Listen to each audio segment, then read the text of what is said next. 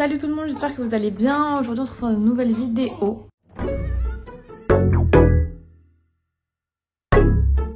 Aujourd'hui c'est une vidéo vraiment spéciale. Ça va pas être une vidéo super joyeuse, mais il fallait que je la fasse tout simplement parce que c'est super important pour moi et je pense que ça peut être super important pour beaucoup de personnes. Il y a très peu de sujets sur ce thème-là sur YouTube. Puisque ça arrive rarement, mais ça arrive de plus en plus malheureusement. Donc je vais pas vous faire traîner plus que ça. Du coup le thème aujourd'hui c'est avoir un bébé prématuré. Donc faut savoir que avoir un bébé prématuré c'est quelque chose de vraiment spécial et lourd psychologiquement. Il faut vraiment être très fort, très contente aujourd'hui d'avoir mon bébé à côté de moi. Il y a des parents qui n'ont pas de problème avec ça et d'autres ça peut être vraiment très lourd à supporter. Enfin voilà, c'est vraiment une épreuve, vraiment une vraie épreuve. Voir son enfant mal dans un contexte d'hospitalisation, hein, clairement. De toute façon, il y a une vidéo qui est prévue sur mon accouchement où je raconte mon accouchement en détail. Donc en fait, ça c'est la suite si vous voulez, donc suite à la naissance de mon enfant qui est né prématurément. Donc il faut savoir qu'au moment de la naissance, le bébé sort de mon ventre et en fait à ce moment-là, vu que c'est une césarienne, je n'ai pas le droit de le voir, enfin je n'ai pas le droit de l'avoir sur moi quoi. Donc je le vois vraiment que 5 secondes, c'est tout. Donc c'est littéralement un déchirement déjà. Je suis rassurée parce que je l'entends pleurer quand même, mais voilà, ils me le prennent directement et moi je dois attendre toute seule. Après cette attente, et ben en fait on m'annonce qu'il faut que j'attende encore pour voir mon enfant.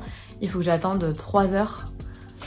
En tout, au total 3 heures avant de voir mon fils. C'était horrible vraiment parce qu'en plus de ça j'avais pas de douleur encore, donc je pouvais pas me focaliser sur quelque chose d'autre que mon fils. En fait c'était pas possible parce que la césarienne, les douleurs viennent quelques heures plus tard, voire le soir après, mais elles ne viennent pas tout de suite parce qu'on a des antidouleurs et que le corps il comprend pas tout de suite ce qui se passe. Alors j'étais là, j'attendais que mes jambes reprennent conscience parce que j'étais totalement endormie du bas du corps. Donc voilà. Donc bref, il part directement en soins. Donc il est intubé sur le moment et puis il est aspiré pour retirer tout le liquide qu'il y a dans ses poumons. Et en fait, la première chose qu'il voit qu'il y a de pas normal sur lui, c'est désolée pour les petits bruits de juste à côté. Hein. C'est le fait que en fait son torse il saccade, enfin il respire pas normalement. Donc en fait il était en détresse respiratoire clairement, mais heureusement ça n'a duré que la nuit et la soirée. Le lendemain tout allait mieux. Ensuite la première fois que je le vois, du coup je suis encore sur un brancard. Donc il m'emmène en service de néonat, auquel je suis même pas prête à l'annonce qu'on va me faire que je vais rester 3 semaines ici, enfin que je vais devoir attendre 3 semaines avant de pouvoir voir mon fils quoi clairement. Je savais pas du tout. Donc je rentre pour la première fois dans ce service là. En fait je le vois mon fils, mais en fait je le vois pas. Parce que il y a tellement de fils en fait sur son visage, il y a tellement de câbles partout sur son corps qu'en fait je le vois, mais je le vois pas en fait. Enfin je vois pas son visage correctement. Son corps il est tout petit et il a eu un câble, donc une sonde alimentaire pour s'alimenter tout le long de son séjour. Il a arrêté de l'avoir que 3-4 jours avant de partir, je crois il me semble. Donc c'était au début, c'était un fil qui passait par la bouche jusqu'à l'estomac et puis après c'est par le nez jusqu'à l'estomac. Enfin, ça dépend s'il s'alimente au sein ou pas. Mais en tout cas les premiers jours c'était par la bouche. Donc il avait un masque pour respirer, une sonde par la bouche. Il avait des électrodes pour observer son rythme cardiaque, ses fréquences cardiaques sur le torse, donc il en avait 3. Et il avait une sonde accrochée au niveau de son pied pour pouvoir percevoir son pouls. Donc voilà, il avait énormément de choses. Il était en couche pendant clairement 2 semaines. Pendant 2 semaines, on n'a pas pu l'habiller, on n'a pas pu vraiment le prendre correctement. Enfin, en fait, c'est un séjour compliqué dans le sens où en fait on peut pas accéder à son bébé comme on le désirerait en fait. Vraiment c'est ça qui est compliqué et de le voir souffrir, de le voir mal, de le voir faible, de le voir petit, de voir qu'il a plein d'examens à faire, etc. Franchement c'est lourd pour un premier bébé, en plus c'est encore plus lourd. Après je suis quelqu'un quand même qui m'avance à beaucoup de choses, c'est-à-dire que je suis quelqu'un dans la vie qui aime bien voir le mal dans sa tête, imaginer le pire, comme ça s'il arrive on n'est pas choqué. Malheureusement, c'est pas forcément bien de penser comme ça, hein, mais je suis comme ça et au final, bah, j'ai pas si mal vécu le truc. J'aurais pu le vivre 10 fois plus mal si je m'étais pas préparée à l'avance en fait. Et aussi le dernier fil que j'ai oublié qu'il avait, c'était un cathéter au niveau du nombril. Parce qu'ils avaient essayé de le passer au niveau des mains, mais impossible de le piquer, le pauvre. Il avait plein de bleus sur les mains, en fait, sur le dos des mains. Donc du coup, il avait un cathéter par le nombril pour lui envoyer de la caféine, en fait, pour pas qu'il oublie qu'il doit être en vie, en fait, hein, clairement. Et ça, ils l'ont retiré au bout d'une semaine et demie, une semaine et demie. Et c'est là qu'on a pu prendre son premier bain. Donc ça, c'était le kiff total. De pouvoir prendre son premier bain, c'était quelque chose d'extraordinaire. Bon, en fait, je pense que c'est ça le premier plus beau moment que j'ai vécu avec lui, avec papa. Parce que en fait, c'est le seul moment qu'on a eu vraiment de direct, en fait, tous les trois. Parce qu'il n'y a pas eu de naissance par voie basse, il n'est pas venu sur moi, il n'y a pas eu de premier contact en fait, il n'y a pas eu ce beau moment que j'attendais en fait depuis tout le déroulé de ma grossesse. Et donc du coup ces moments-là c'était ouais, ça restera gravé à vie dans ma tête quoi. Donc on nous annonce clairement que tu vas rester 3 semaines à la néonate.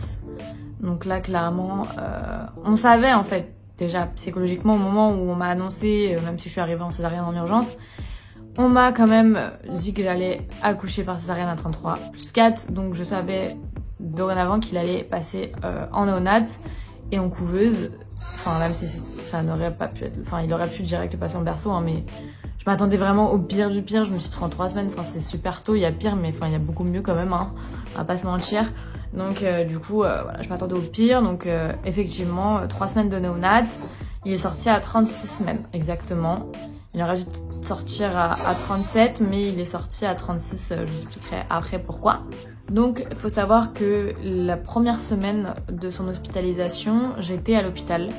Enfin j'étais en chambre de maternité, à quelques mètres de lui en fait, hein, clairement. Pendant 7 jours, j'aurais pu rester 10, voire plus. Mais j'ai décidé de partir parce que c'est vrai que c'est compliqué d'être hospitalisée et de dormir à l'hôpital tout le temps, d'avoir des mauvais repas, parce qu'on va pas se mentir, l'hôpital c'est pas trop ça. Même si on était en chambre confort plus, enfin en gros c'est maximum du luxe qu'on peut avoir à l'hôpital, parce que j'ai une bonne mutuelle, j'ai de la chance d'avoir une bonne mutuelle, donc papa a pu dormir avec moi, etc. Enfin bref, du coup les 3 premiers jours j'étais complètement alitée en fait, je pouvais pas marcher du tout, très compliqué. Le retour de la césarienne était absolument très compliqué. Je pouvais pas marcher, j'avais vraiment mal, mais vraiment. Heureusement que les souvenirs partent avec tout le bonheur qu'on perçoit. C'est même pas une légende, vraiment, c'est réel. Mais c'est vrai que c'est une douleur quand même qui est violente. J'étais à 2 doigts de demander de la morphine, clairement, pendant 3 jours, ça passait pas. Et c'était vraiment la grosse douleur. Après, ça a été de la douleur normale pendant pas mal de temps. En fait, si vous voulez, toutes mes douleurs au total, elles ont duré 15 jours. J'étais tout le temps dans la douleur, dans les saignements. Enfin voilà, ça j'en parlerai pareil dans une autre vidéo postpartum, spéciale césarienne prématurée et tout. Et du coup, pendant 3 jours, j'étais complètement en siège roulant et je venais le voir tous les jours. Et malgré que j'avais tellement mal au bassin, en fait, le choc de plus avoir de poids en fait dans le ventre, j'avais encore plus mal au bassin, au dos, c'était impossible de m'allonger, impossible de m'asseoir, impossible de me lever. Et j'étais assise sur un siège roulant qui était mais dur comme du béton pendant 3 jours pour venir le voir. Tous les jours, j'étais là, je fermais ma bouche et j'étais là, je le regardais. Même si je pouvais pas le prendre, je le regardais, je restais avec lui. Enfin, vraiment, j'ai fait mon maximum. Enfin, c'était même pas mon maximum, j'étais obligée psychologiquement de le faire parce que sinon j'étais mal quoi en fait, en gros, hein, c'était ça hein, clairement. Donc on arrive à chaque fois, tous les matins, voilà, il est en couveuse pendant pas mal de temps, il est resté plus en couveuse pendant tout son séjour qu'autre chose, hein, clairement. Donc on le voit à chaque fois, il est en couche, avec tous ses câbles, bon il a plus le masque pour respirer parce que le 2e jour déjà il pouvait respirer tout seul. Mais c'était très compliqué de le voir tout le temps dans sa couveuse, presque tout nu en fait, isolé de tout le monde, isolé des bruits, isolé de Après voilà, on savait que c'était pour son bien encore une fois, donc on crache pas dessus parce qu'aujourd'hui c'est grâce à ça peut-être qu'il a envie aujourd'hui. Donc les premiers jours on pouvait ouvrir la couveuse, toucher sa main, son pied, etc. Il y avait des hublots en fait, je mettrai des photos, il y avait des hublots pour pouvoir le toucher, changer sa couche, parce qu'au départ on changeait sa couche carrément dans la couveuse. Il y avait vraiment pas de contact en fait extérieur à sa couveuse. C'était voilà et puis en fait il y a vraiment ce truc qui m'a marqué de quand j'ouvrais sa couveuse, son odeur c'était incroyable, enfin son odeur je pourrais jamais décrire, c'est une odeur divine, mais vraiment divine, genre j'ai jamais senti quelque chose qui sentait aussi bon. Vous allez voir que votre bébé c'est le truc qui sent c'est une drogue, vraiment c'est clairement une drogue. Sa peau aussi qui m'a marqué, c'est vraiment même pas une légende en fait, à chaque fois quand on dit la peau de bébé, c'est un truc de fou, on dirait vraiment une peau d'abricot en fait, c'est un truc de fou, sa peau, comment elle est douce, c'est encore aujourd'hui, hein, elle est mais c'est tellement apaisant, mais tellement apaisant.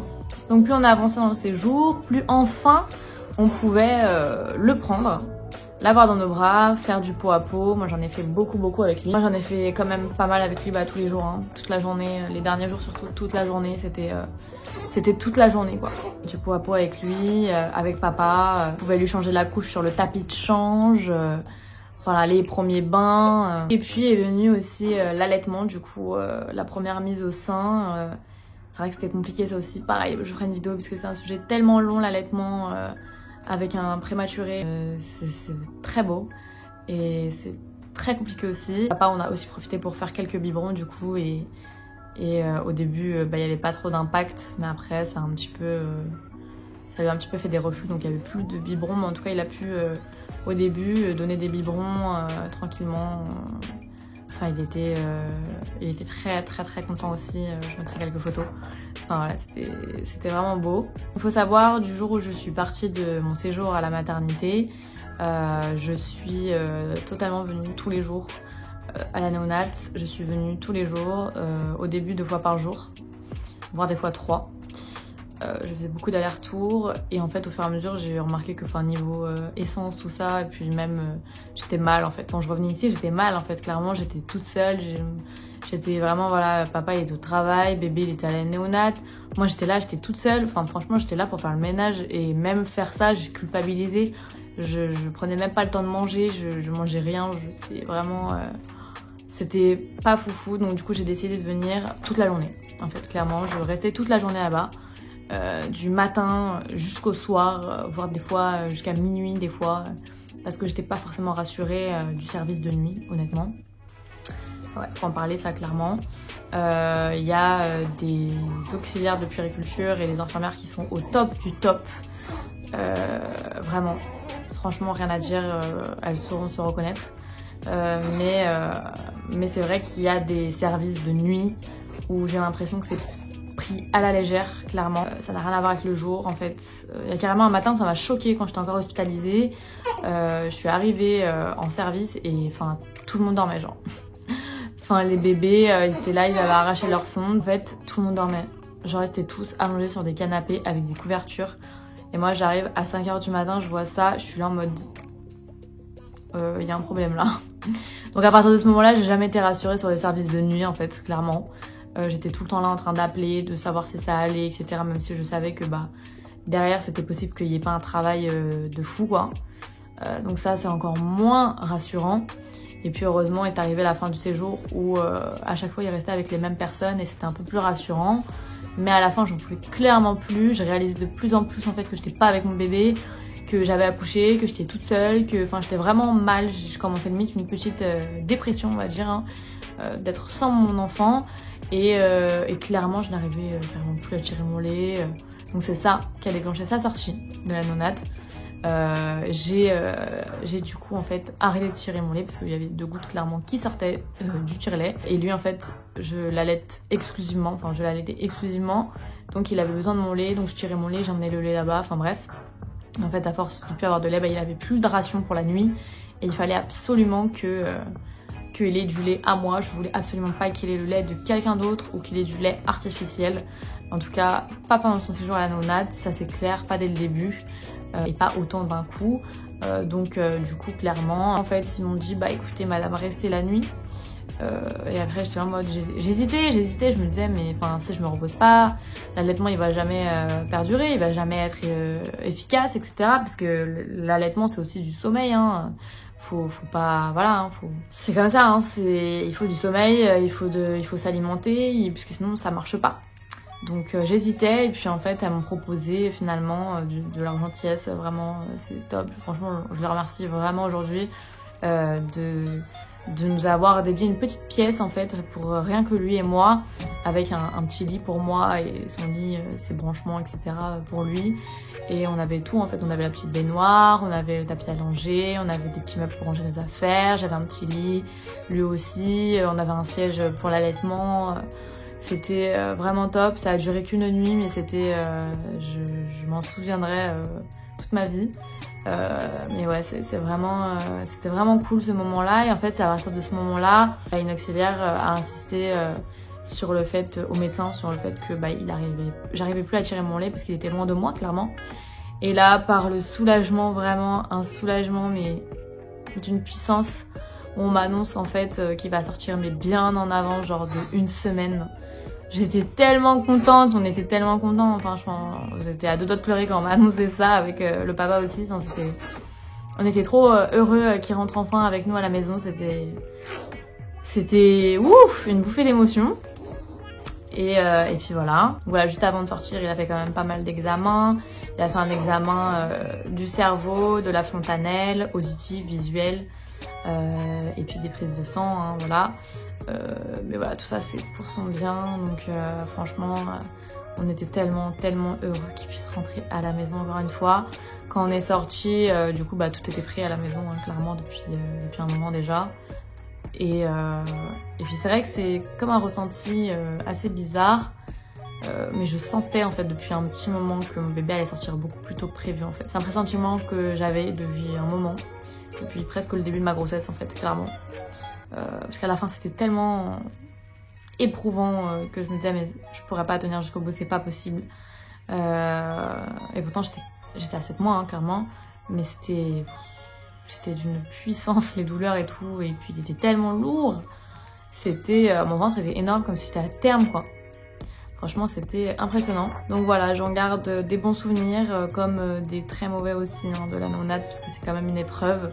Mais en tout cas les personnes qui se sont correctement occupées de notre enfant, on les remercie 1000 fois. Ça nous a vraiment aussi touché d'avoir des personnes aussi aimantes avec les enfants et en même temps professionnelles à la fois. Et voilà, aujourd'hui bébé il est en pleine forme. Il grandit à son rythme, c'est encore un très petit bébé et quand je regarde les autres bébés, je me dis que c'est vraiment une petite crevette, vraiment.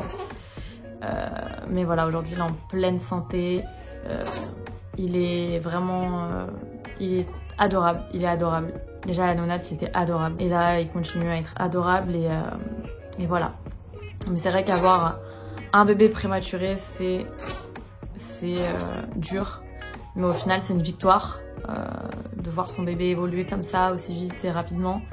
J'espère que ça va continuer comme ça, je prie chaque jour pour qu'il aille bien et je prie aussi chaque jour aux parents que ça ne leur arrive pas et que tout aille bien pour leur enfant.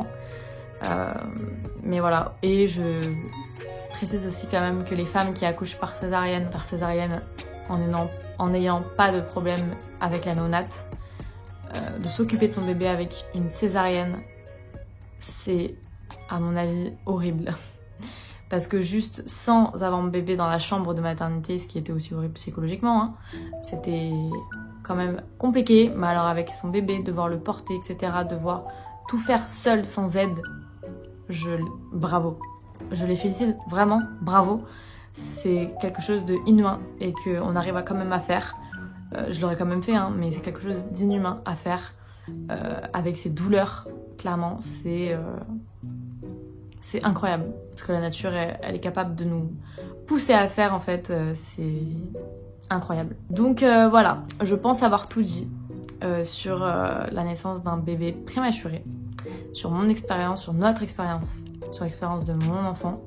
celui de moi et le papa de mon enfant, de notre enfant. Du coup voilà. Si vous avez des questions, n'hésitez pas. Je suis là pour vous répondre. Et puis voilà, je vous dis à bientôt pour de prochaines vidéos qui vont sortir. Pas mal de vidéos d'ailleurs, il y a beaucoup de vidéos qui sont prévues. Mais c'est un peu compliqué avec bébé à la maison qui vient d'arriver. On se cale doucement. C'est la première fois que j'arrive à retourner une vidéo depuis que bébé est né, donc depuis le 10 août. On est quand même mi-septembre. Mais voilà, ça prendra le temps qu'il faudra, mais on arrive tout doucement à s'organiser. Et il y a plein de vidéos de prévues. Donc voilà, je reste sur YouTube, même si ça fait un moment que j'ai pas publié de vidéos. Vous inquiétez pas, je suis toujours là. Je vous fais plein de bisous et je vous dis à la prochaine.